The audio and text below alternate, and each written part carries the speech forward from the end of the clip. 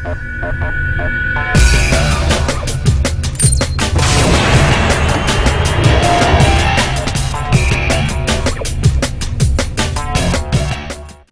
there, Clashers, and thanks for stopping by Clash of Clans Gameplay. I'm Brian with 49er War Clan, bringing you a review of the Town Hall 11 sneak peeks that we've seen. Wanted to go through at least the updates that we know about that relate to actually Town Hall 11, not so much the changes in the game as far as cut push and everything else, but kind of looking at the first one here, we'll go over is the donation of spells. That's we're all going to go ahead and see. And this is going to start at Town Hall 8.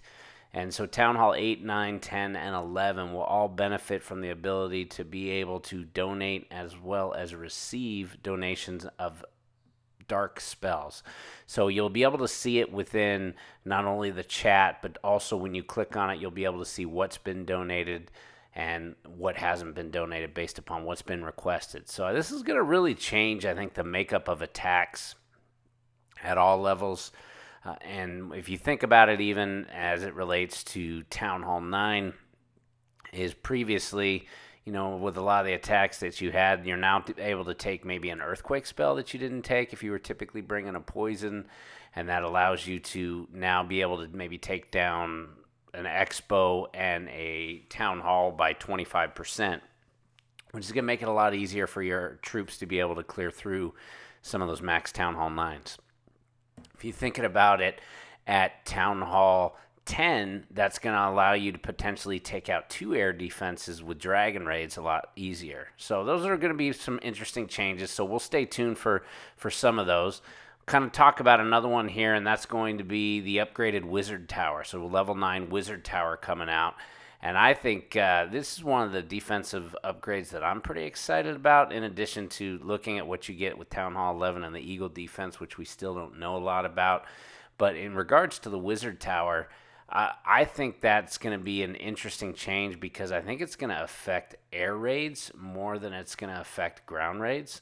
And the reason I say that is a lot of times if you're in a high-level war clan such as 49er War Clan, you'll run up against opponents that are very experienced at using Queen Walk or Go Lava attacks, but whether it's either of those attacks, they're typically followed by back-end loons. And a lot of times the Wizard Towers just aren't strong enough to get the loons down. So now if you look at it, if there's a group of loons that's going to be there, and if that's going to be a common attack still being utilized, I think it's going to make it a lot easier to take down some of those loons and maybe perhaps stop some of those overpowering attacks that you'll typically see from the Gola loon.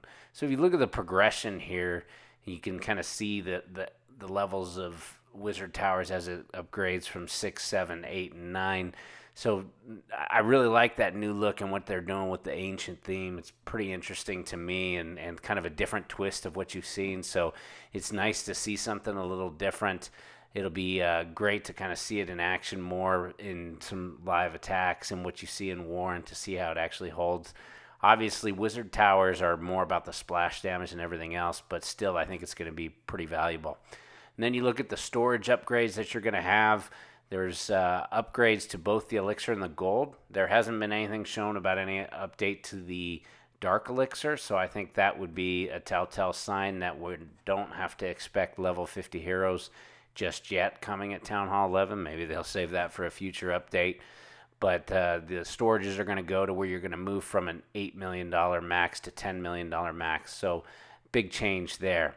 And then the next change here in a review that we'll take a look at is the additional defensive buildings that are coming out.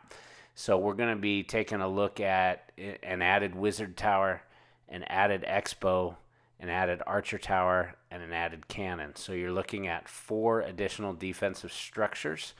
And that's going to be obviously a big change for Town Hall 11 into what you're going to be able to see as far as how you need to tweak bases. Doesn't look like we're getting any additional walls, so it is going to be a tweak into perhaps more buildings on the outside, or you're going to see maybe more large, expanded, open layouts with more defensive buildings in the core. That's been a popular base design as is. Now, if you think about it, that you're going to have a lot more to go with that. That's a possibility to see some of that.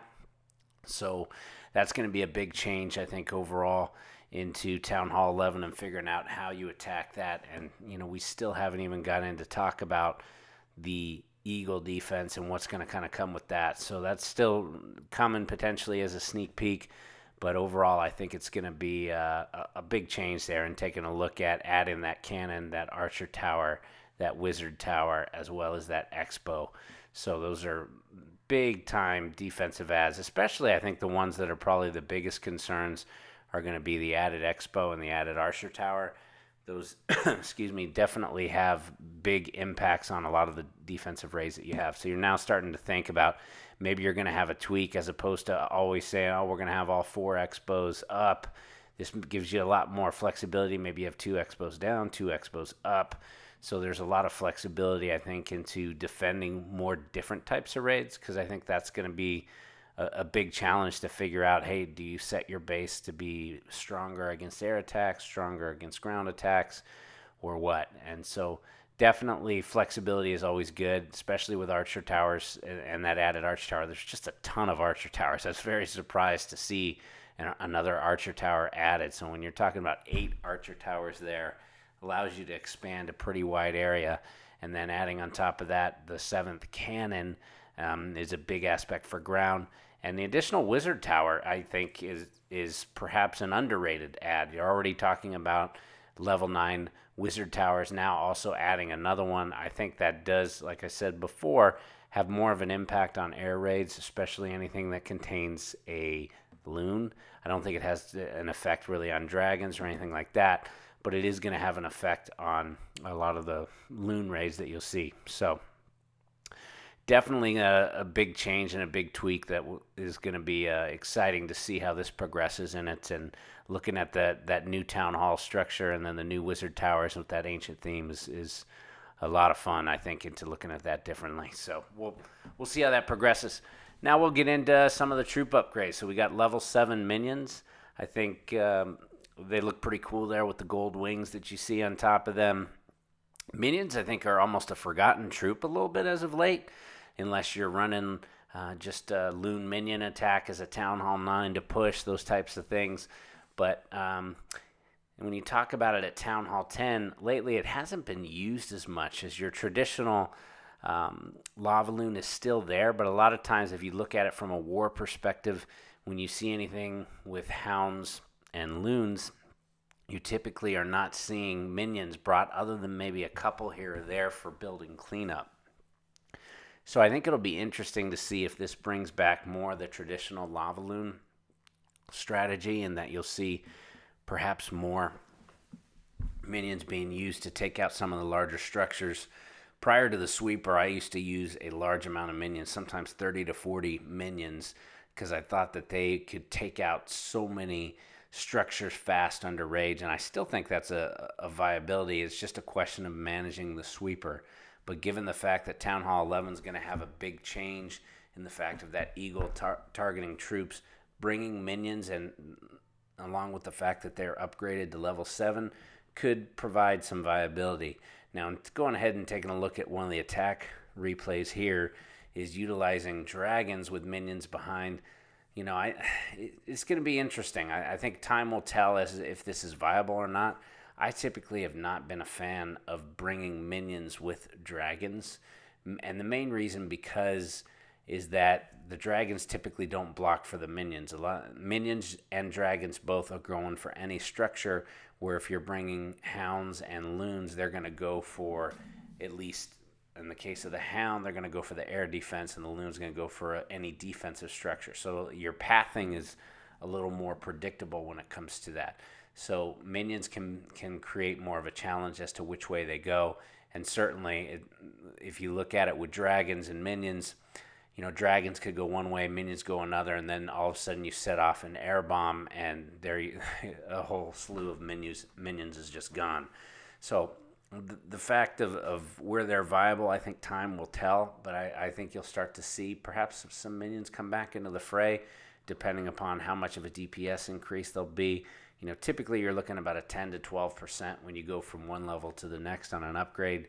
So it'll be somewhere in that range. So I think that could be something that may be useful on it, but time will tell. Again, as I said, we'll just have to see what that looks like. But certainly always fun to see some of these upgraded troops, and as they've kind of shared some more of the sneak peeks.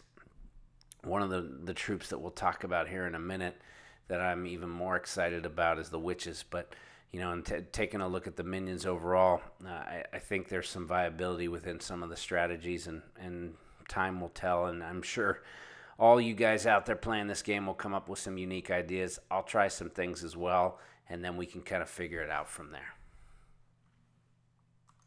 So moving on here, talking about level 3 witches is the next upgrade. This is probably the troop upgrade I am most excited about, and one of the most exciting upgrades I've seen overall.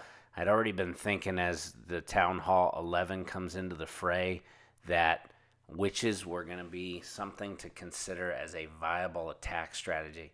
Mainly, and this is just taking a look at the information that was shared at ClashCon with that Eagle defense and how it targets. I think if you can have a little spread on your witches and benefit from how many skeletons they're releasing, that's going to be a benefit. So you're talking about a change from 4 skeletons being spawned to now 5, and a max 8 skeletons at any one time to 10. So that does offer some potential benefits if you think about the amount of skeletons that will be spawned, especially in a large amount when you look at infernos or anything like that. So if you're bringing witch raids, and you may have just saw the video that I talk about, is I'm bringing 5 witches now with a standard kind of 4 golem, 5 witch, 15 wizard attack is my composition. And I think, depending upon how that eagle frames up, I may end up dropping a couple golems, adding some giants, and then adding some more witches to come up with a bigger spread. That's at least my initial thinking when I'm starting to take a look at how I'm going to attack as a Town Hall 11. So time will tell, but I think the witches are going to offer some viability in the fact of looking at things differently and being able to spawn a large number of these skeletons that can overrun a large number of these defenses. Obviously keeping track of what you do from a perspective with splash defenses, having the additional wizard tower and the upgraded wizard tower, those are things you got to manage for sure. But I think overall the witches are going to provide a usable strategy. So Go Wee Wee used to be the dominant high-level attack strategy in this game, and then that's definitely went by the wayside for a while, but I still think it's viable, and I think the fact that this is one of the first troops being upgraded is going to bring it back as a more viable troop to be utilizing more frequently. So and taking a look at what they've got here, you just see a spawning of just a massive number of skeletons that they do. I mean, they had 20 witches in this raid. So very interesting, I think, from that perspective and looking at what they spawn. And the other aspect is going back to that dark spell donation that you have, is that can be utilized with witches. And the way I think about that is 2 things. You can be looking at an earthquake spell in that can benefit, or you could be looking at taking haste spells, because haste spells are going to allow the witches to spawn their skeletons faster. And so, again, that's a way that you can utilize it as well. So, moving on here to now the biggest change in this game is going to be the 3rd hero coming in, which is the Grand Warden. And so the Grand Warden is going to be an elixir-based wizard up to 20 levels. So, going to take a while to get it maxed there unless you're going to gem a bunch like I plan to on this. So certainly stay tuned if you want to see a bunch of upgrades and new level attacks. I'm going to do that pretty much day 1 when this comes out. I'm going to gem, if not the whole update, the vast majority of the updates, so that you'll be able to see a lot of these high-level attacks going on. And also, hopefully a quick push to Legends. That's my plan at least, and we'll see how that goes. But we'll go ahead and take a look here, and a few things that I think are key about it is the fact that the Grand Warden here has either an ability to set it to ground or air, and this is going to be both from an attacking perspective as well as a defensive perspective. So you're going to be able to set this for your troops, and then automatically you think, oh, I'm running air troops, I'm going to set it to air. Well, that depends, because you got to think about where it's going to benefit, what your troop strategy is. If you're doing these multi-phased attacks, is it more important he helps the heroes? Is it more important that he helps your main troops? So it's definitely going to, I think, promote a lot of thinking about this as to what's going to be the best attack or what's the best point to use them for whether it's air or ground. My initial thinking is ground because I'm typically attacking with ground-based armies at this point, and there's nothing in this update yet that has made me think that that's not going to be the case. There's definitely going to be tweaks to what I think my troop composition is, but I plan still on going in with ground until I see otherwise.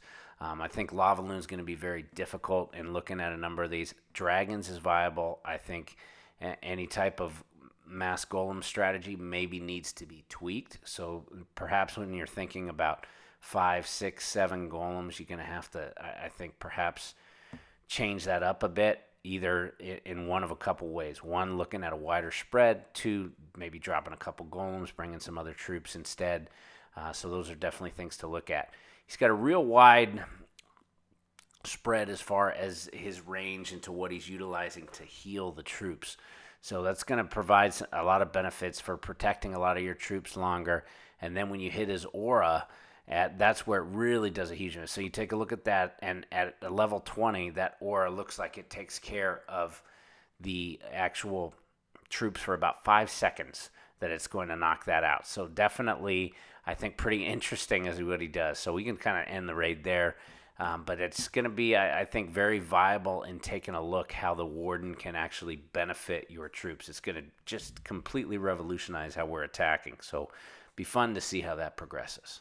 So looking at another raid here, which is a dragon raid, into going ahead and taking out one air defense. And here's an aspect where I think air may have some viability, is the fact that, again, you're going to have the additional spell donation going in. That's going to allow you to maybe take a haste spell. So as opposed to utilizing certain troops to make sure and take out that second air defense, you can utilize one of those spells and keep your remaining spells left. So allows you at that point to have a couple rage spells, maybe a free spell in there, to be able to go ahead and take that out.